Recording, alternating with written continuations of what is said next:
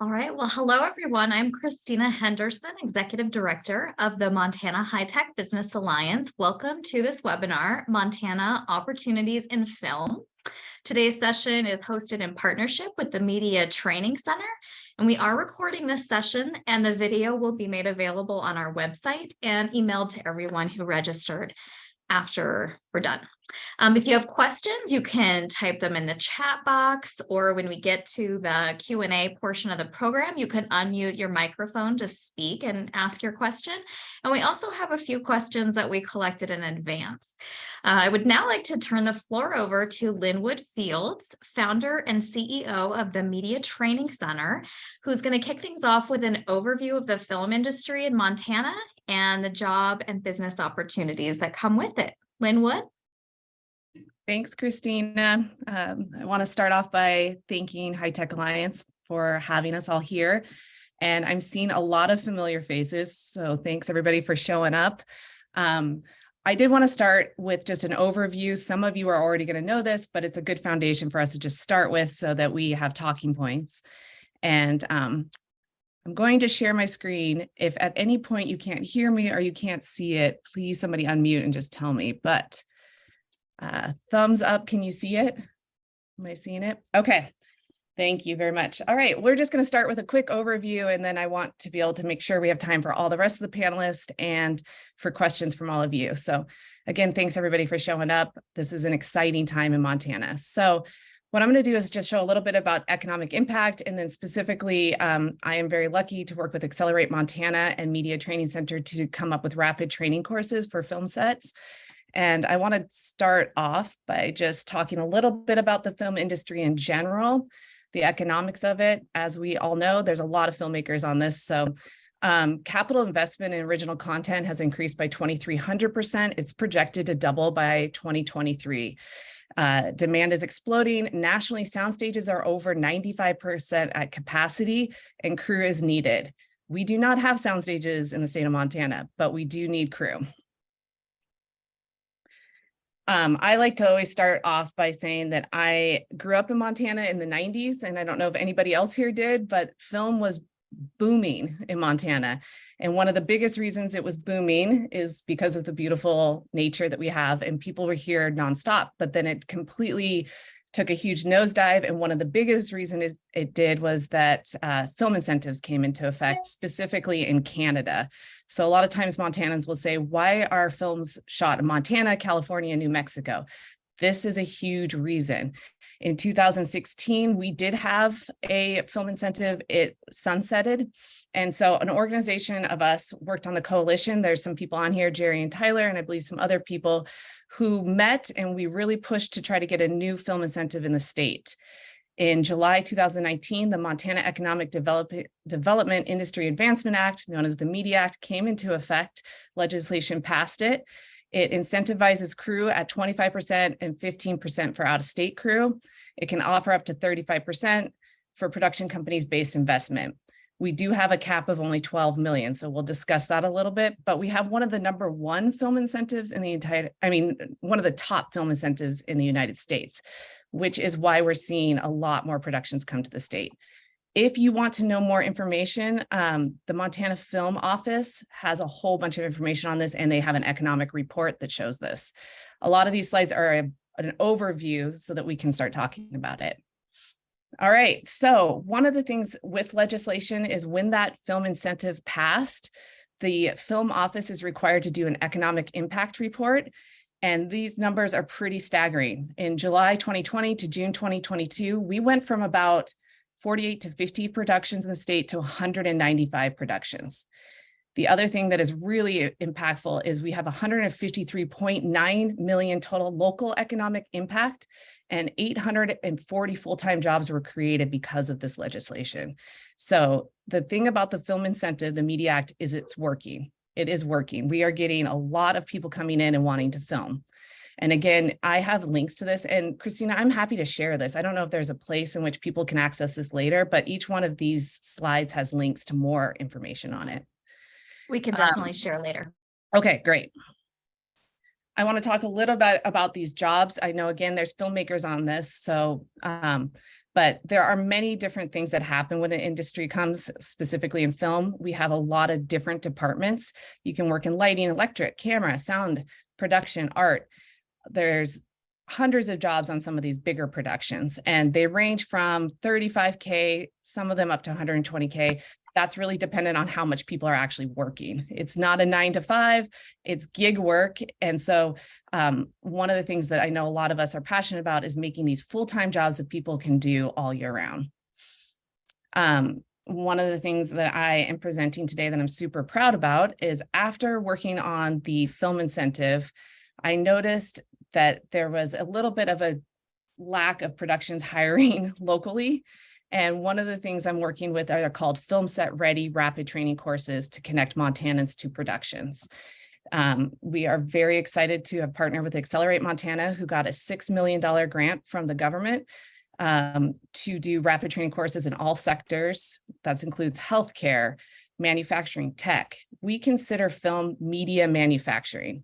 It's a movable industry. And so we are doing rapid training courses, and we started with production assistant. Jerry's on this call. She knows for sure the production assistants are who they want to hire locally right now. We are definitely working to make this an industry where we hire more Montanans in all the roles. But when it comes to PAs, they are not going to bring that in. And so we're starting with PAs and background extras. And these courses are available right now for anybody who's interested in learning about the film industry. And we'll get more into that. These production assistant courses were made with Media Training Center and Accelerate Montana. And we have over 6 cohorts who do in person.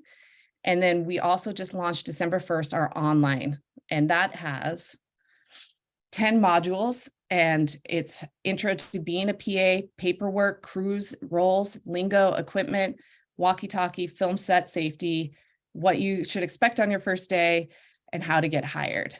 The cool thing about this is that the instructors are all professionals, and we have a thing called pro tips, and the pro tips are basically what industry professionals from Netflix to HBO, what they wish they had known and what they would like other people to know. One of the things that we follow on this course is that we have an interactive video, and it's a documentary style where Amanda Bear Medicine, who took this course a year and a half ago and is now working full-time, we follow her, and as she learns, you learn. And it's very interactive and online. And then I also wanted to talk a little bit more too about some of the productions coming in. We have industry partners that are looking at hundreds of millions of dollars of productions. We're going to talk a little bit more extensively about the film incentive, but again, we're at 12 million per year. And just to give a little bit of comparison, Yellowstone takes 16 million per year. So this year, as we move into the 2023 legislation, more than ever, our voices are needed for those who are filmmakers, for those in the state who want to see the economic impact, for businesses, for vendors. We do need to raise this film incentive so that we can have other productions come in. I think it's a good problem to have that we have the #1 TV show in the whole United States in our backyard. It's making other productions very much want to come in. And so again, everyone on this call, if this is something of interest to you, the Media Training Center is creating a database of people who are interested in being voices to legislators or talk to their local legislators, and we'll share that with Christina too, so you can have access. I did see that Christina also had some questions about, are you a local vendor who's maybe not a filmmaker, but wants to benefit economically? We also have a database for that. And so let's say you are a massage therapist or you have catering. We are taking that kind of information to spread to productions. And then the Montana Film Office also has a database. And so we would be happy to share all that. This slide also is just saying that if we can get this cap up, I have talked to a few different productions. I'm sure Jerry and Tyler will talk about this as well, but there is one production house who has over $500 million in production interest that are green lighted, and they just need a place to shoot. However, the first question that any production is going to ask is, do they have a film incentive and how much is it? So we're going to answer more questions about that, but I want people to know that if we can get that up, there's going to be rapid training, there's databases, there's connections. We could have an industry in the state of Montana that's very sustaining. The thing I love about the film industry is it is a green industry, and it is a story-based industry. And the other thing about it is nothing's probably recession proof, but the content is so needed and so much is being built that we could probably say that moving as into a recession, potentially we could still stay very busy if we can get this film incentive up. Just to go back to that online course, if anybody's interested, it's 10 modules. It takes 10 to 15 hours. It has 6 professional instructors. And afterwards, we put you in a database. You get a virtual certificate, and we connect you to productions who are looking to hire spring, summer, and fall. And that's kind of the overview that I wanted to make sure to share with everybody about those courses. And then, Christina, do you want me to talk a little bit about the economics that have happened too?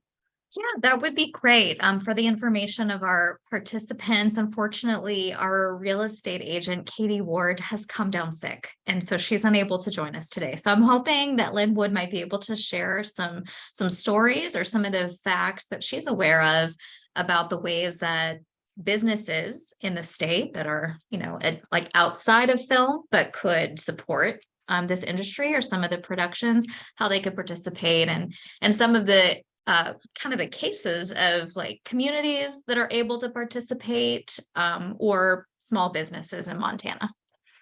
Yes, so I can share some of the statistics I know, and then some of the stories that Katie was probably going to share with you all because she has shared them with me. Besides the film office doing an economic report, Yellowstone and Paramount also did an economic report on their impact for season 4 in the state of Montana. For the state of Montana, they spent over $85.8 million in the state for direct spend. Now, some of the places in which that impacted local economics and businesses are extensive. They include construction, they include hospitality. Katie has stories of multiple empty buildings in Ravalli County that they decided they would like to rent. Now, the problem is their production house doesn't buy buildings. They only want to lease or rent them. So what Katie would do is connect businesses or investors. They would buy the building, and they've had multiple years with high revenue. The other places she talked about are cleaning services that she connected them to Yellowstone. And some of these people made 3 times the amount that they were making before, had to hire staff and employers. And then the last one that she was going to share, I mean, there's multiple stories. And I wish Katie was here to talk more about the economics, but I do know that Yellowstone itself created 527 full-time jobs locally. These are just local hires as well, including government jobs, at an average of $51,000 per year. So those were some of the numbers that stuck out. That is with the BBER. That was a organization out of Missoula who did that economic report. And I'm happy to share that as well. It's extensive. It's very impressive. And it shows how the economics of film is a ripple effect that touches everywhere when it comes. So. Excellent. Thank you, Lynn Wood. And we will pull all of the resources together that Lynn Wood has mentioned and send them out after with the link to the video. So stay tuned for those resources in your inbox. Well, today we're pleased to hear from a panel of diverse Montanans who have built successful careers and businesses working in media and film. So I'm going to introduce a short bio of them. We'll highlight them so they can join Lynn Wood, who's also going to serve on the panel. And then we have a moderator today, Joseph Grady, who is going to lead the conversation. So I'll introduce Joseph first, and maybe Melissa, if you're here, if you can find the folks as I introduce them and highlight them with the spotlight, that would be awesome. So Joseph, our moderator, is an educator who uses theater, art, writing, and music to share the culture and life ways of Indigenous communities with the larger world and promote positive change for BIPOC people. Lynn Wood, who we've already heard from, is an award-winning filmmaker, producer, and educator, and founder of the Media Training Center and other businesses.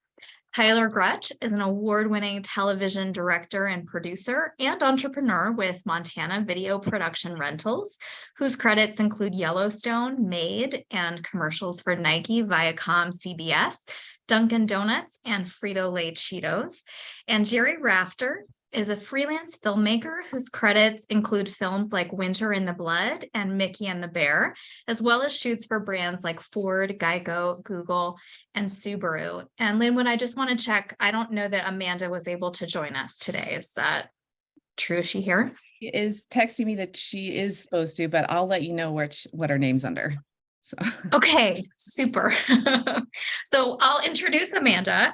She is a trainee graduate of the Media Training Center. She has worked in various roles, including as a production assistant, first and second assistant director, and an actor on productions including The Woods, Yellowstone, Checkmate, and The Wild Frontier Season 2.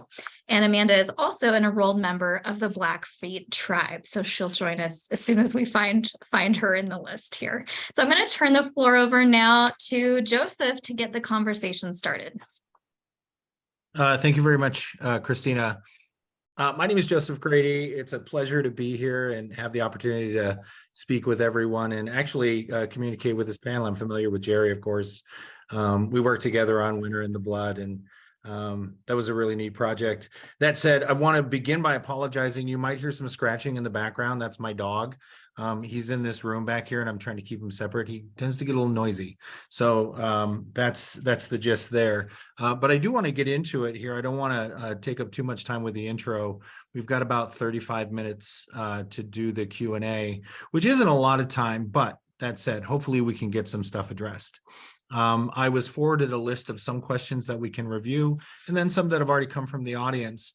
Those who are attending right now, if you do have questions, please place them in the chat box, and as we get to the Q&A portion, we can address some of those. But thank you to our panelists for being here today. Let's start with, I think, kind of a softball. Tell us some of the highlights of your career. What are some of the favorite projects that you've worked on? Reflect on that a little bit for the audience, please. Jerry, why don't you start? I was going to say Tyler has to go first. Oh, okay. I was going to say Jerry. Man, I've been really fortunate. I've got to work on a lot of cool things that have come through Montana throughout the years. It's funny too, like when they were introing me in the bio and everything. It's like, oh yeah, I did work on that. And I did work on that. You know, often some of these projects are only a couple days, maybe a couple weeks of your life, and then you kind of move on to the next project and you forget about it. But it's hard not to bring up Yellowstone, though. It's the #1 TV show in the country. People know all about it. It has a worldwide reach. It's one of the highest rated shows for CBS Viacom. And we're just fortunate enough that they chose to move everything up from Utah and shoot up here full time starting at season 4.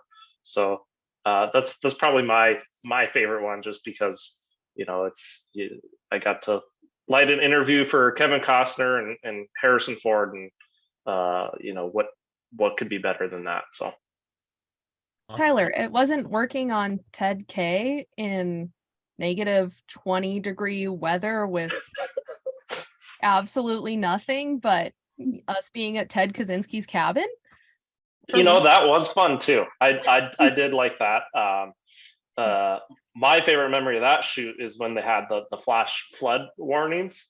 Oh yeah, the flood. That was great. The flood, and I was pulling one of the trailers, the Grip and Electric trailer, and I can't remember who was with me, but it was like, man, I don't think I might not be able to get it over the bridge. Like, we might have to sleep in the trailer tonight. So yeah, there's tons of good memories. Yeah. Or it wasn't when the Bobcat escaped and we had to go chase it down. Yeah, and that was a fun shoot. We shot a lot on that, all 4 seasons. So yeah, that was fun. Lots of good memories. Yeah. Yeah, Tyler and I have worked on a lot of things together, and every show's different, but one of my favorite things is that the past couple years, we really have an independent crew that started to gel and become friends, become like family. We work on things together as a group, and that's kind of been the most rewarding thing about working in film in Montana, is just the friendships and seeing people become successful and progress. And Joseph and I worked on Winter in the Blood. Lily Gladstone, that was like one of her very first roles in that movie. It's been super exciting for all of us to see her launch and just become, she's becoming a star, and I have no doubt that she will be. But it's just fun to work with people on low budget things, on tiny things, on personal passion projects, and then kind of, see people just see what they become, what they end up doing. So the growth has been fun, and I agree with Linwood that what we do as a collective is going to affect how much work and how much more growth we can have in the future. And Tyler can probably attest to this, but there was a time not that long ago, 2016, 17, 18, where we really did only have 1 or 2 features shooting a year, and the rest was kind of commercials here and there. A lot less people working in the industry, and with the incentive, there's been a lot more productions. That means a lot more people working, but we still don't have enough folks. We don't have enough crew. Once there's more than one project going on, for local Montana people, we don't have enough people with experience to really fill every crew position. So I'm really excited about the training, and of course we need support in getting the cap raised so that we can continue to have steady work for everybody. Would be really exciting. But yeah, highlights,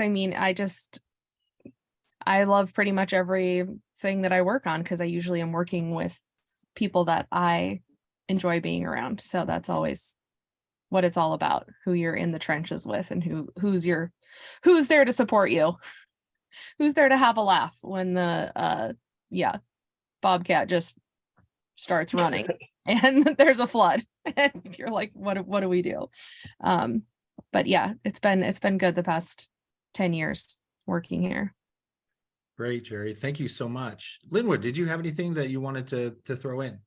Yeah, unlike Tyler and Jerry, I don't do as much like set work. I've been doing way more EP work and also training. And so, but I have done a bunch of small projects, but the biggest thing I've been working on for a decade is Permared, which is a television series based off a Salish book author named Deborah Magpie Erling. We have pitched it in every single room in LA, and we do currently have it at Stars. And my hope is they greenlight it this year. They've written 3 episodes. It would be a big deal. And I'm also pushing that they film it in Montana. But to go back, Joseph, I don't know if I'm jumping ahead, but I do want to talk about the film incentive real quick, where it's at. Yeah. Those of you who are interested in this, and we all should be if we want to keep working, there is a bill being led by Senator Greg Hertz, and that's for $30 million. That would pretty much keep us all in the position that we're in right now, which might be the way it goes with this legislation. They're very much still kind of looking at this, but it's going to need all our voices to promote that this is a great thing. But they are also talking to him about maybe even going higher. This is a bipartisan bill, and I do think that's important to know that there is support on both parties for this. They see it as an economic benefit. The word is that some of the higher ups don't love incentives for businesses in general.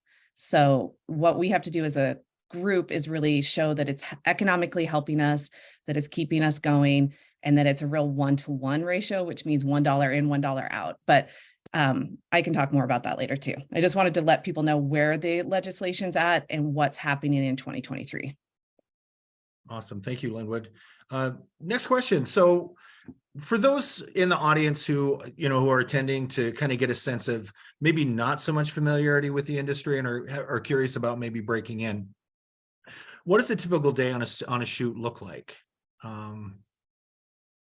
Yeah, I think that's a good place to start.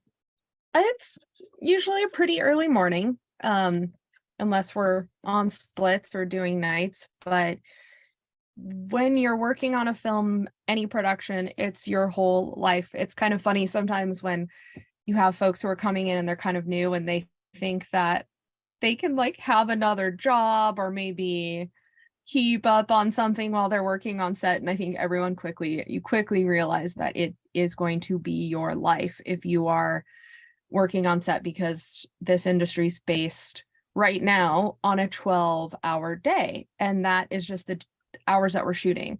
So that doesn't include getting up and getting there, or going home and decompressing and trying to fall asleep, or if you're a PA or if you're in production, or even sometimes just the whole crew works more than 12 hours a day. So on my sets, I really try not to do any overtime. And if we do have overtime, that it's well communicated and people are on board for working more than 12. I would love to see features get to even a 10-hour day. I think is a little bit more humane than the 12. But yeah, we start out, most productions are gonna feed you, we call it a courtesy meal. It is breakfast, usually the first kind of thing that we serve a day. So get there early, get something to eat. And then on average, it takes us anywhere from an hour to 2 hours to get set up in the morning, especially on feature narrative work. The first whole part of your day is just getting set up, lighting, getting actors ready, getting everything going. It moves a little bit faster if you're working on a different kind of set, a reality set, or maybe a doc set. And then we work for 6 hours until we get a lunch break. And then we have a lunch break, and then we work another 6 hours, and then we wrap, and sometimes we're putting everything away and moving to the next location and dropping stuff there and then going home. Sometimes we're lucky and we get to stay in one spot and come back the next day. But yeah, you're going to be on your feet most of the day, actively listening, solving problems. Every department, I would say, uses the same kind of interpersonal skills, which is anticipating what's going to be needed, paying attention to what's going on. Film's a very interesting industry that we give you the schedule for the day at the beginning of the day. So unlike even a job in an office, we tell you exactly what we're trying to do that day, and hopefully everybody as a team is coming together to try to achieve that. I could talk for a very long time about what each department does all day long and what those different positions do, and I would be happy to talk to anybody on this call individually if they're interested in something specific. But basically, yeah, we are all working together as a group. So yeah, Tyler, I'm sure you have things to add, because we do a lot of the same things, but you also work a lot in grip and electric and camera and as a director. So sometimes your day looks a little bit different. Right. And it changes on the size and the scale of production too. If you're working on the set of Yellowstone, it is a massive, it's one of the biggest ones in the world right now. You know, there's 400 to 500 people working on just that set or that unit. And so you think in production, it's all just skilled labor. It's very similar to a construction site, or if you're working an assembly line at a car plant, right? Everyone has their own task and their own department, and their skilled labor kind of works together to move it down to the completed product. And so you think, you know, if you have 400 skilled laborers on a set or on a job, you know, that's tens of thousands of dollars per hour that you're just spending in labor. Forget the rentals, forget everything else. So having a detailed, organized set is so important because it's so expensive. And there's literally a whole department, the AD department, the production department, that is just in charge of scheduling everyone, making sure that they kind of squeeze all the life out of the day that they can, because the startup cost is so expensive, so if one person on the team or one department, if we can't light the set because we don't have the right cables going to the generator or wherever, nobody else can do their job. And so everyone has to work as a team to see to that goal in the end of whether you're making a TV show or a movie. And then it varies by size and scale. Sometimes you're on a shoot, there's only 10 people, and that labor or that cost per hour burden is a whole lot less when you're just have a small doc shoot with, say 6 or 7 people. And so it's a little less strenuous. You have less moving parts, less everything. A typical day on a set, like on Yellowstone, right? They have over 100 drivers on set, meaning there's over 100 trucks and trailers.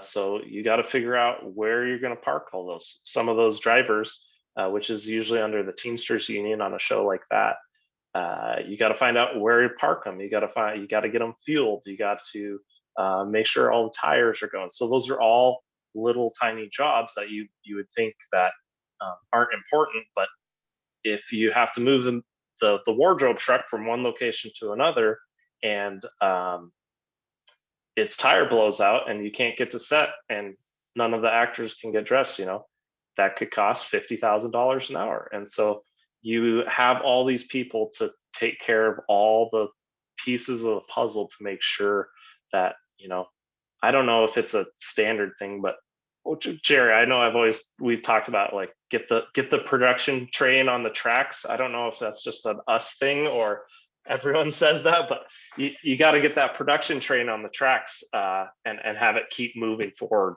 because you'll have all sorts of problems. I kind of went on a tangent there, but that's a typical day on set is 10, 12 hours, and depending on what skilled labor department you're in, it changes, but it's very team oriented in terms of person A's got to do their job, so person B, C, D, and all the way down to S and T can do their job. Thank you. Linwood. Well, I've been lucky to, I see some people here who worked for Yellowstone who are in the audience, and I got to shadow everybody because I'm building courses around every department. I will say COVID compliance officer PA is the best job you could have on Yellowstone, because you get to like hang out with every star there and hang out with Kevin Costner, and then you're done at like noon. But you do have to show up at like 2 a.m. with Dan Malloy, who's probably there as well at 2 a.m. So that I really enjoyed. I have worked mostly on skeleton sets, like Tyler was talking about, the smaller promo videos and documentaries. I prefer those mostly because I have kids, but I love having a small crew that's intimate, that you work together and you get something done quick in a couple of days. So that's been my set experience. Nice. Yeah, I've had definitely as an actor being in front of the camera, the days are long for different reasons, I think. You tend to do a lot of waiting. There's a lot of sitting and being in sort of a holding pattern, if you will, where waiting for camera changes and so forth. And so it's a lot of standing around. It's a lot of sitting and waiting for those moments where you're actually doing a particular shoot. I've worked as extras and also as had speaking parts in both film and television. And so that's another aspect, I think, for those in the audience who are thinking about this from an acting perspective. Be prepared to sit and eat a lot of snacks, if you will. And that's part of the deal. But all right, so let's see. I like this one. The media industry often requires workers to be freelancers and entrepreneurs rather than full-time employees. Do you have advice for how to manage the business side of a career in film or television? That is true. Especially working here. I mean, there's stuff you can get a full-time 9-to-5 job working in this industry. Those are jobs that exist at like Warm Springs Productions. There's a bunch of companies in Bozeman. So you could still have have fun. You could even still be a person who comes to set and makes content, and have a more typical job with a 401k and a set schedule and a desk. Managing a freelance career has its pros and cons. It is definitely, for me, the way I want to live my life, which is to be able to see Montana. That's one of my favorite parts about the job, is that I go to Fort Benton or Chester, these weird little towns I would never go spend a month in. I get to do that for film. And so I get this kind of freedom, and I could say no to a job and take a month off. But you do have to be a lot better about tracking your own savings and spending, and contribute to your own 401k, and you're the only person looking out for yourself. There's a lot of online resources for how to manage a freelance business. There are apps I personally just use a QuickBooks app where I upload receipts. And the other really important thing, if you are gonna commit full-time to a freelance lifestyle, is you need to have your own LLC and have a separate bank account, and just make sure that you have a EIN number and that you're protected that way for legal reasons, but also for financial reasons. For me as a producer, one of the only ways that I can hire an independent contractor is if they have their own LLC, or a loan out, as we call them in film. So, I mean, that's a whole nother conversation in itself, is how to be a business. And I know Tyler has a lot to say because he's way more businessy than I am, but those would be my first things, is like seek out, even beyond like the film industry, just freelancer industry in general there's a lot of things online to look into. Yeah, no, I would just piggyback on that. That's all great advice. Managing your cash flow is the biggest thing you have to do as a freelancer, right? The busy season is typically June through September for productions in Montana. Everyone wants to shoot in the summer. Not so much in the dead of winter when it's miserably cold. But that changes too. We've definitely done our fair share of winter projects, but knowing that you will have some months, some weeks, some days where the phone might not ring, there might not be many opportunities. But to Jerry's point too, that it doesn't mean it has to be like that. I know, just what I focus on is the production side of things. But once we shoot everything and produce it, there's a whole new, industry, the post-production. So editing, mixing, sound, color, all that stuff. Those are more of a full-time office job. I mean, the hours can be really long and deadline and all that, but it's less. And there is a component, it is freelance where you're going from one to the other, but there's more consistency with that pipeline. And especially in Missoula, right? There's Warm Springs, you can work on TV station, Complexly, couldn't think of it. I see Blake in the chat here. There's plenty of opportunities for that, but managing the freelance lifestyle of like literally, I could probably get a phone call. I actually do have a voicemail while I've been on this Zoom. It could be like, hey, we need a truck tomorrow in wherever, are you available? And that's just kind of managing that is difficult, but it's part of the business, fortunately or not. I mean, some people love that lifestyle. If you love to travel and go everywhere, this is the industry to do it. I mean,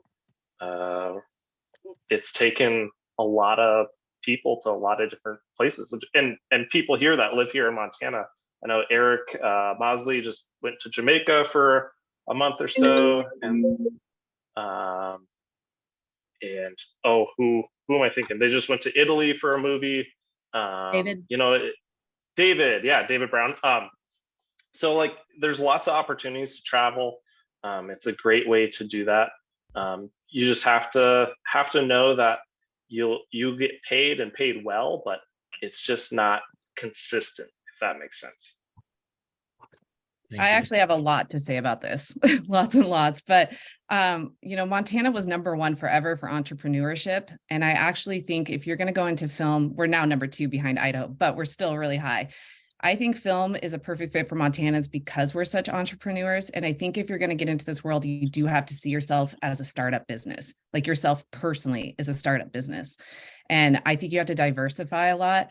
I am somebody who has pieced together my career over the last decade because of a lot of different things, but I started as an editor and then I would help do like promo videos. And I have 3 LLCs.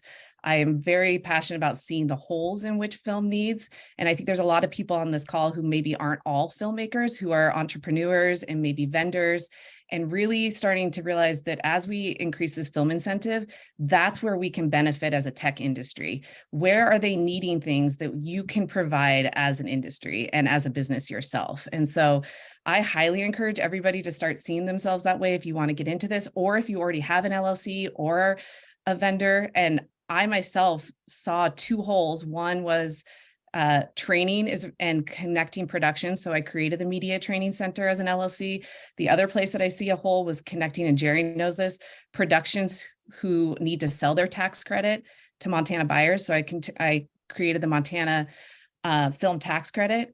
There are multiple businesses that support film that aren't just filmmakers. And I think that's one of the reasons that we're here with Christina today too, is that if you are somebody who has a skill or a talent, consider yourself a business from now on. Even if you're an actor or a filmmaker, you need to create an LLC so that you can get hired and start promoting yourself. And we can talk about that more.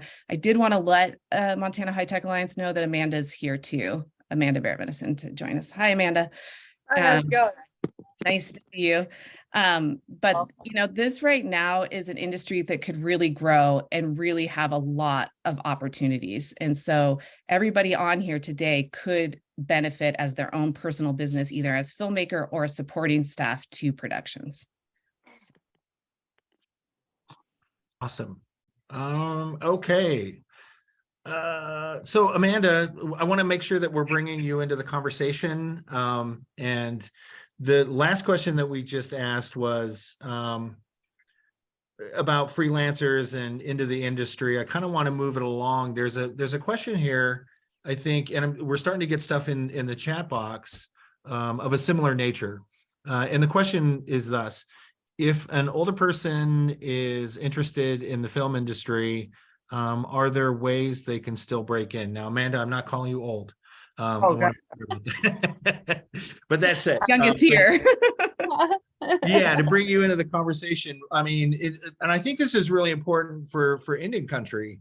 And we're talking about Yellowstone as well, most recently, and I think some of the biggest coverage that I've seen put out on this new episode has to do with the scene with Faye, I think. What's her name? I've never watched it. Okay, gotcha. Who was featured in there and got a lot of attention around her presence on the show. But that said, yeah. So how do folks break into the industry? In all honesty, age has no number. So that's the first way to look at it. And secondly, if you want to pursue something as much as you want to, I think just go for it. I jumped in, and it was a Craigslist ad that I had seen, and I thought it was funny. I was like, oh yeah, it'd be cool to look back on this and one day when I'm 80, 90 years old and just be like, oh yeah, I was an extra in that film. I went from that to being rejected to meeting the right people at the right time. And now I actually am an actress. I have an award from the Wild Film Festival. I got the award for Festival Directors Actress Choice Award. And I went on to PAing, started Linwood's course back in August. So that's like almost a year and 3, 4, or 5 months now ish. And my first PAing job, I did J.K. Simmons film, The Woods, went on to that. and everything kind of just, as long as you're willing to work hard, age is not a number.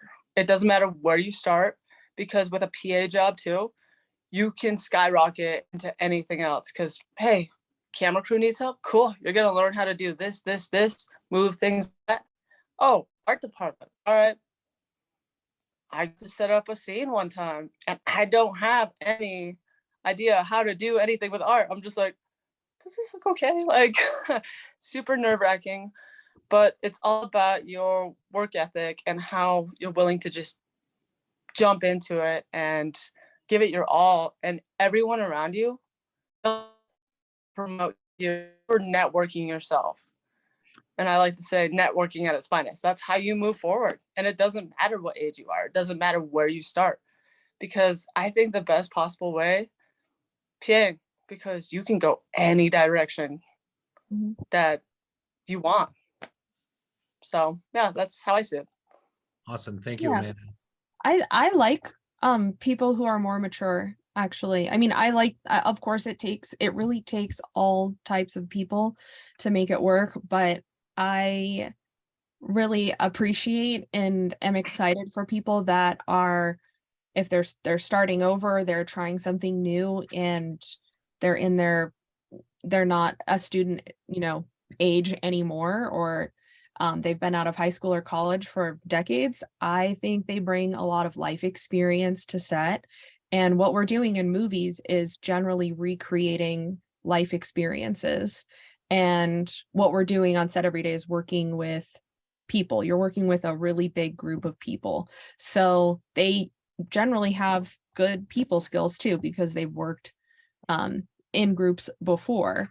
So, Mike Matthews is a really great example. He is somebody that I went to school with in grad school, where the rest of we had 5 people in our class. We were all in our late 20s, and he was already maybe even 60, late 50s. But is a sound mixer, still works all the time, works more than me.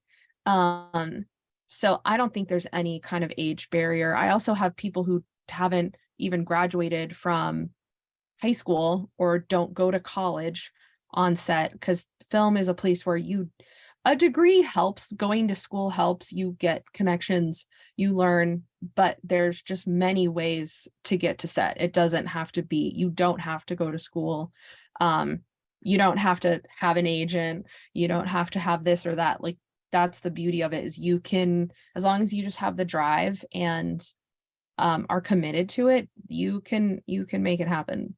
Age definitely not a barrier. I would just say, if you are, I don't even want to use the term older. I don't even know what it would be. If you're coming to it as a second or third career, just keep an open mind and just know that it is going to be really long hours, and that it is physical at every level. The whole entire thing is physical. And I don't mind people, like, I get lots of people, young people too, who are so tired after their first day. Even if you're an athletic person, it's a whole mental game about how to last. So as long as you kind of like get it going in your mind that you can work this many hours for 5 or 6 days in a row, yeah, you'll make it. But I like having a mix of ages, backgrounds. Diversity is strength on set for sure. Just having all sorts of different people come together, I think, is a real strength in a crew. And I was going to just add, because I saw a few questions about this too. Montanans in general are just incredible on set. And so that's been our barriers to make sure that they know that. But Indigenous and veterans are phenomenal as well. And somebody asked a question about veterans. Veterans are such a good fit because they're already mission-based.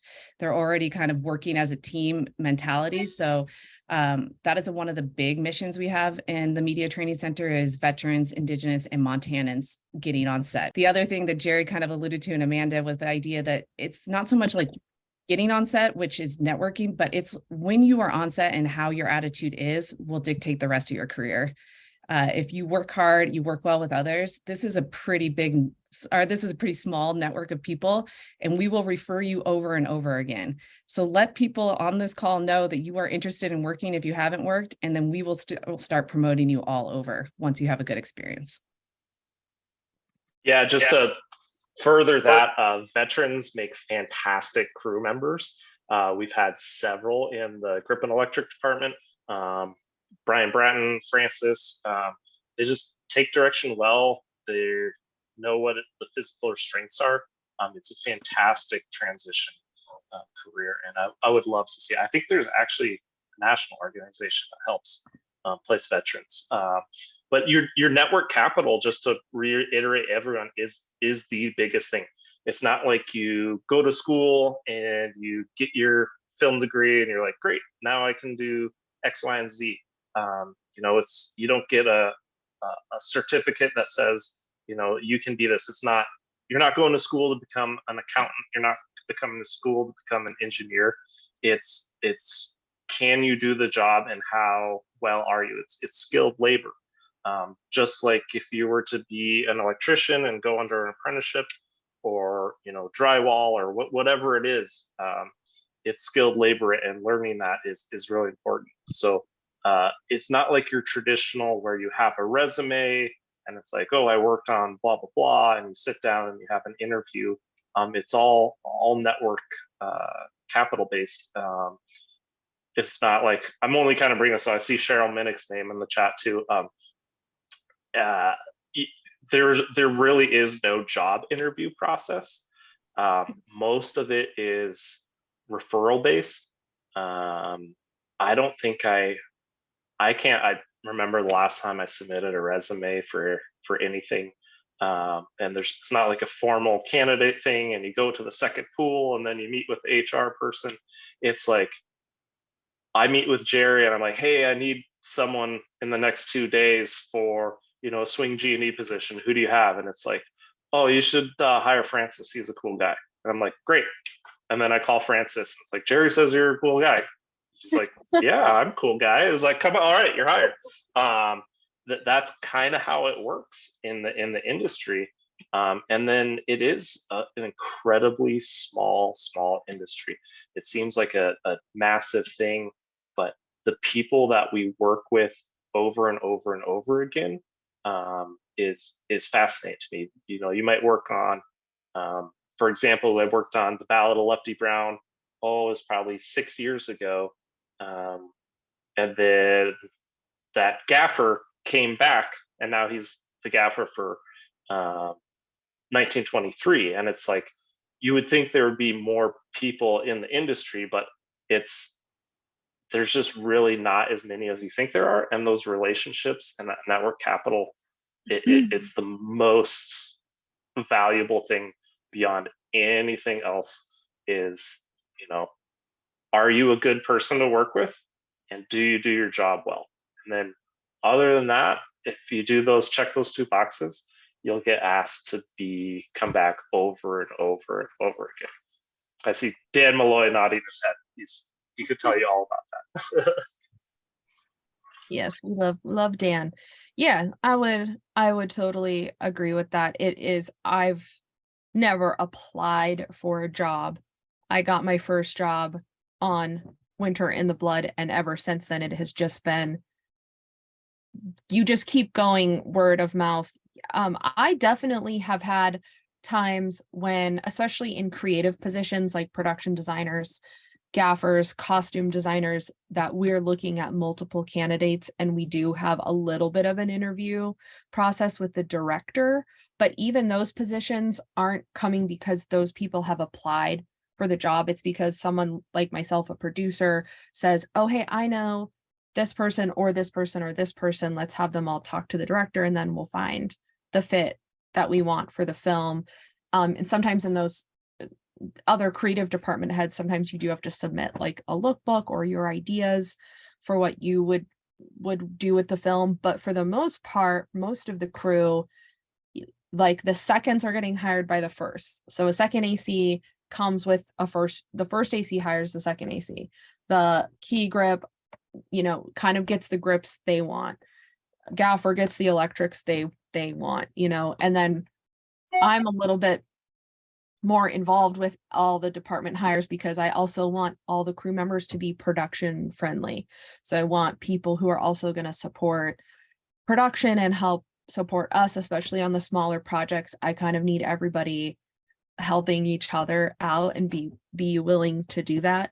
And hopefully as we grow and get more union productions where we can have better wages and hire more people, we could maybe just have stronger departments. But right now, Montana, especially in independent feature world, and even I would say commercial world, works very much family style, where grips help move everybody's stuff and wardrobe helps fix, anybody's little coat or button or something. And we're all just really like watching out for each other and helping each other, and being part of that family is also what gets you hired again. If you're willing to kind of just, for me, it's all about the vibe and having positive people and taking care of each other. And no doubt I have made mistakes. I make mistakes all the time, made mistakes early in my career. And it has been, it is embarrassing to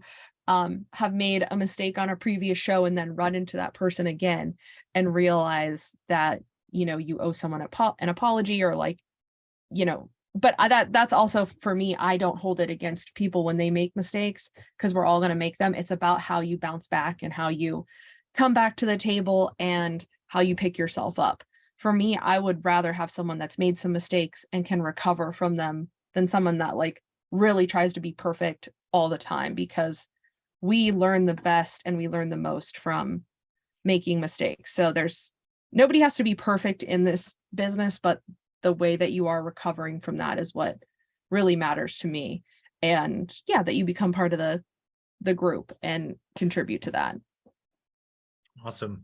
The word of mouth thing is really significant, and moving from one project to the next is definitely sort of those connections that you make within that space. And there is such a community feel oftentimes on a set, where people even in that space are talking about the next project and, hey, have you heard about this, et cetera, et cetera. So you get a lot of that sort of mobility in there, in amongst the many, many moving parts. But that said, I think this is also apropos. I want to turn our attention to some of the questions that we have in the chat and start getting some of the audience questions. One of that kind of sticks out and is throughout many of these is, if you are not, say, already broken into the industry, or maybe looking for a place to kind of shop opportunity, what are some of the ways and places that people can do that? I know Facebook offers some stuff. Maybe you could comment a little bit on what your experience is with that, or what you know about that. I'm happy to jump in on that, because I think one thing I hear sometimes is, if you're not in the loop, you don't know how to get into the loop. And I want to make sure that people feel that is something that's opening up here. And that's one of the biggest reasons I am so glad Christina had us, because I think all of us need to be shoulder to shoulder and rising all of us up. So one thing I have created is this database that I am happy to share and to have you put on there. And I share that with Jerry. Another thing is, there's the Montana Film Society, there's other Facebook groups, but for a while there, we were meeting in person, and meetings like this, where we get on Zoom or we get in person, are so important for us to meet each other and connect with each other. And so I'm going to encourage that. And I know Jared is on this and he's talked about that. And I would really love for us to start meeting more together, not just to know about upcoming jobs, which we didn't even get into all the way, but who's doing what skills are needed out there, what's happening, how we can work together for legislation. I just think as a united front, we're stronger together.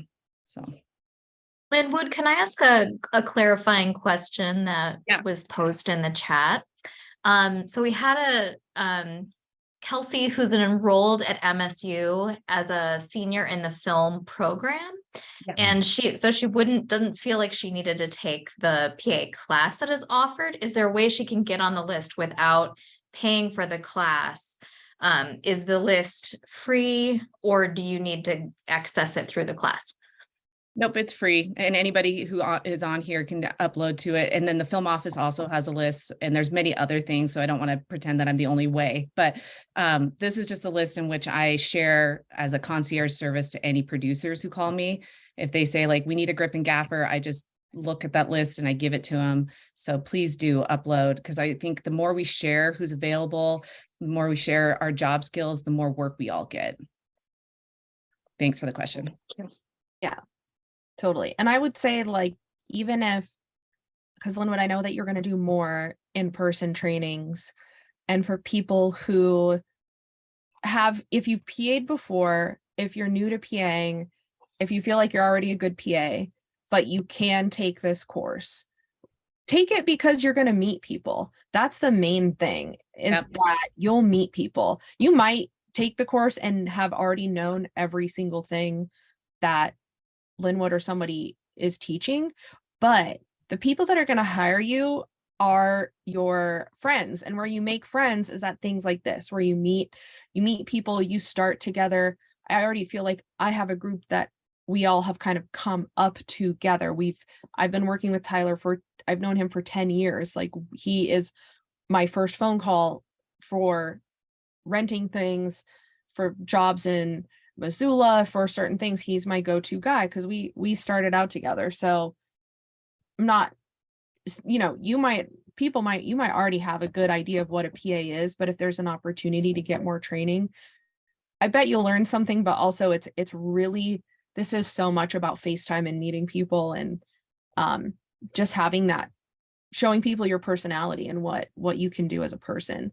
And Linwood, I do think we should do an in-person meeting at some point.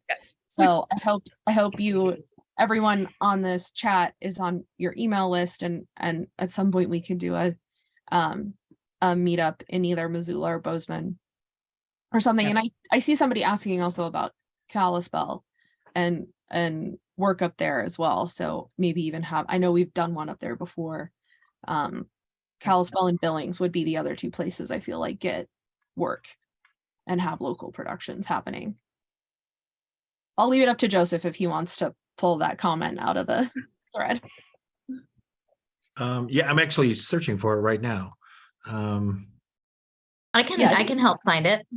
Yeah, Yeah, someone please. just asked if we saw Kalispell, that area becoming a place where people could have full-time work. And it's kind of hard to have full-time work still living anywhere. I think Bozeman is still probably the place that has a lot of volume, besides Yellowstone, Bitterroot, Missoula, things that have been really recent. Kalispell gets work. I've worked up there, and it's just again, like, not quite enough to really end to end, make it all the time. But people are definitely interested in that area. It's gorgeous. It's really beautiful. People do want to shoot up there. Again, it's just a hard place. It's a hard place to get to, hard place to fly into. And there's just not a crew base there. But if anybody is from Kalispell or up that way, there's people up there that I can connect you with. And again, they have their own Facebook group too. They have like Flathead Valley filmmakers. And I feel like Travis is kind of like one of the guys up there.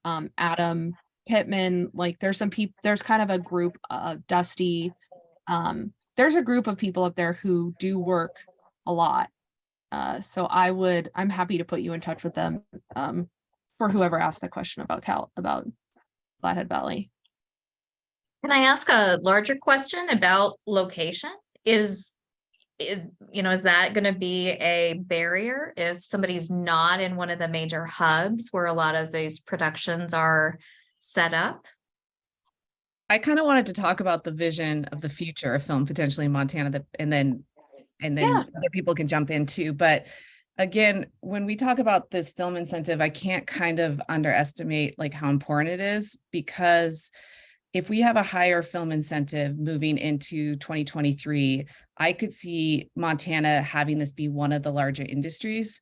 There's so much need for it. And if we have that, then yes, I think we're going to see Flathead. Flathead was the #1 place. I'm from Whitefish in the 90s.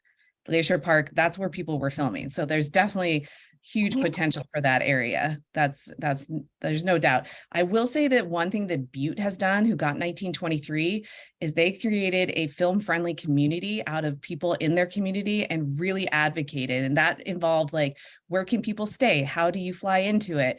What do they have for filmmakers? What do they have for locations? So they led the way, and they led the way 6 years ago, and they kept pitching it to Allison. And when 1923 was looking for location, Butte had all these things in place. So I think if you're interested in your community growing, that's something to consider, is putting together a film-friendly community group with economics and hospitality and putting together the stuff that's needed to create film. So there's ways in which you can also make this happen. We're not always just sitting back and letting them happen. We can make these kind of things happen in our areas.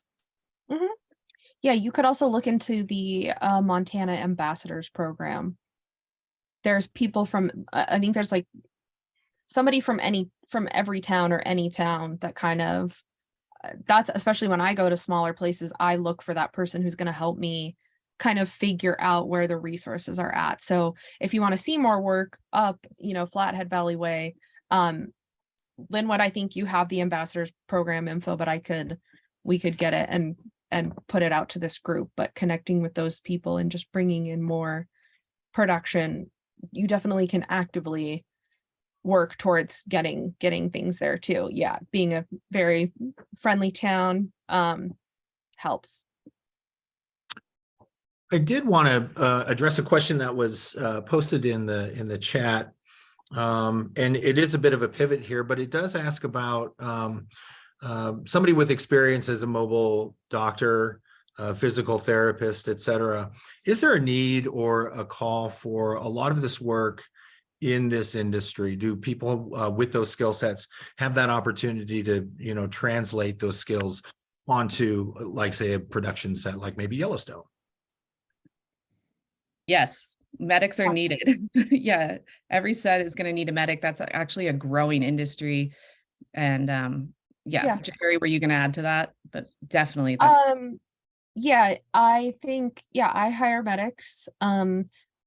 Most of my medics are coming from I have guys who are, and gals too, who are like ski instructors, wilderness responders, first responders, nurses. I will say right now, besides Yellowstone, my one problem is that people still make more money in the medical field than they do in film. So I haven't had a ton of crossover between people who are already established in like a nursing path or a doctor path come over to film. If we had some bigger budget things, the wages would be competitive. But right now, most of my go-to set medics have a couple other gigs. I have a lot of firefighters, guys who do, I don't know why I keep saying guys, because it's a lot of men. Could use more ladies all around in every department, more diversity. But it's still kind of a thing where I feel like if you're a set medic for film or TV, you also have another gig of some kind. But definitely, and for the massage, I feel like there's a masseuse in this crowd or something, but yes, I have had producers hire massage therapists, and I've had actors. I get a lot of actor requests for massage therapy, especially like on Westerns when we're doing like a lot of horseback riding, real physically demanding stuff. That is one of the things production's always helping with, is like how to make sure our actors are taken care of. So I've done that quite a few times, hired masseuse to go to wherever the actor's staying for massage and things like that. But yeah, and I just quickly add, so IATSE, the main union and collective bargaining for television and film stage workers, they have an endowment for safety, and there's trainings all over the place of like how to properly lift stuff, how to take care of your body's ergonomics and all that. So the physical therapy portion of that could definitely, and I just saw on the crew chat, do they have workers comp? Yeah, it depends on the size and scale, but everyone has workers comp.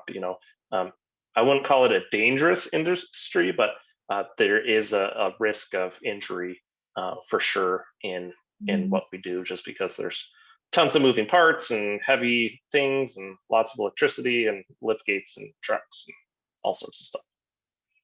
For sure. I've fallen off a horse, so and I was really like calling for a medic at that point too. So it's like, that said, I do kind of want to get to another question here. I think that addressing this one is hopefully going to be really valuable for the audience. There is, I'm interested in finding information about including our orchard and vineyard onto a list of potential set location. That said, and I know that in Butte, there was, even at the introduction party, there was a lot of call in that space to get people to start, bringing their names forward and their interest in participating, if they have like a business or things of that nature that could fit into a production. Maybe Linwood, you might have some insights on that. Yeah, for sure. Let Jerry know too, because she helps scout locations. But again, that's on my database. Also the film office. I would call the film office and actually tell them that you have a location, because they will have images, and let them know that you're interested. And again, we're kind of building out this network. Again, Media Act passed in 2019, and we've just seen a big uptick. So we're all trying to organize and communicate the best we can there too. Yeah. The film office is definitely the place to get your location listed. And I would also, you could go to the film office or Linwood's list and reach out to the people listed as location scouts or managers. The folks who are scouting Montana and working locations, I mean, it's under 10 people. So it would not be very hard to reach out to Will Brewster, Cher Conan, Jim Ward. I mean, I can name all of the people who actually scout.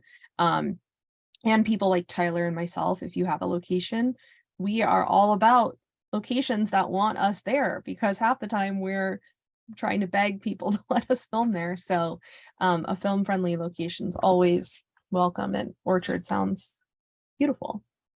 But yeah, film office, location listings, Linwood's list, location scouts. Awesome. Okay, folks, we're coming to the end of the time that we have designated for the panel portion of this. As we're closing this part out, I want to make sure that I'm kind of reaching out to all of our panelists and asking one thing in sort of this end part. Something that maybe we didn't touch on, or maybe a word of encouragement to those who are thinking about breaking into the industry. What is maybe one last thing you want to share with the audience?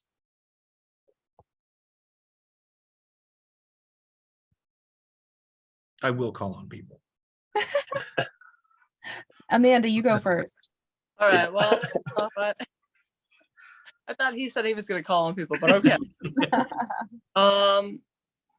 If I have to say, wherever you start, just keep going, because I started off as an actress, then got into the PA portion, because just knowing the whole film industry itself, went into ADing and everything. Just keep working really hard, because everyone's going to notice. The next thing you know, you're going to move up and bump up, and you're going to meet an amazing group of people who I now call family. But overall, I would have to say, like, yeah, this industry is phenomenal. Like, I don't know. I don't even know how to explain it. Like, it kind of gets me choked up at times, so.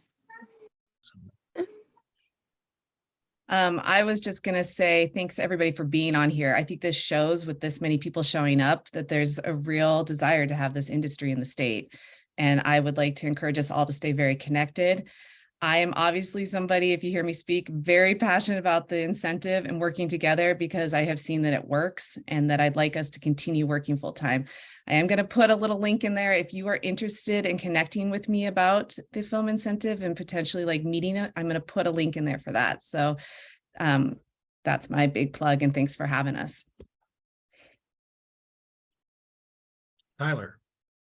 Oh, I was hoping it was Jerry.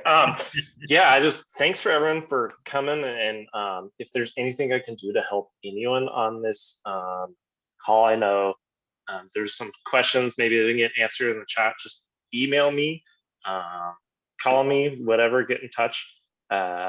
Whatever I can do to help grow this industry and provide more opportunities now or in the future, that's what I'm all about. And you know, if we have the work, we'll definitely reach out and hire who we can when we can. And if there's anything you want to learn, you know, or if you want to swing by our warehouse or check out some of the trucks and say, you know, what's this thing do and why do we use it? If I have the time, I'm always happy to do that. So Yeah, same with me. I would just highly encourage everyone to just stick with it. If you really want to work in film, you can do it. It just is a matter of diligence and just continuing to try to work on sets. I dropped my email as well in the chat, and anyone's welcome to send me any kind of information or what position you're interested in doing or what you have to offer. And I would also recommend following up or just staying in touch.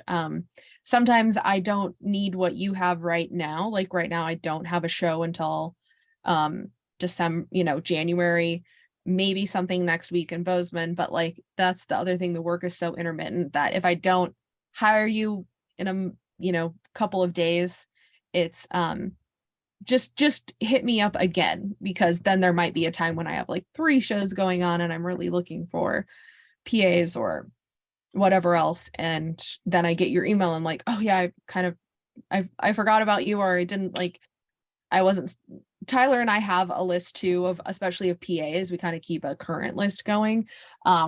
And sometimes I'll throw people on there when I like have a minute, I'll like update it. But and I know Linwood's list is really great too, but just like stay in touch too. Let me know if we chatted, we met for coffee and then you went and worked on something, let me know when you're done. Let me know when you're available.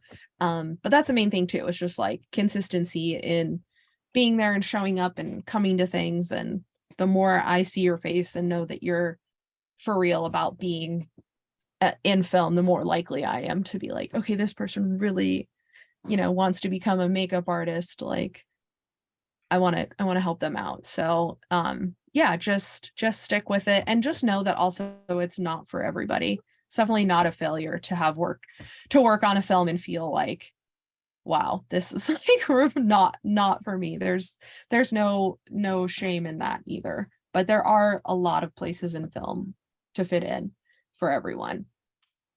We do a lot of different things. So you can also just keep trying out different things till you kind of find your place.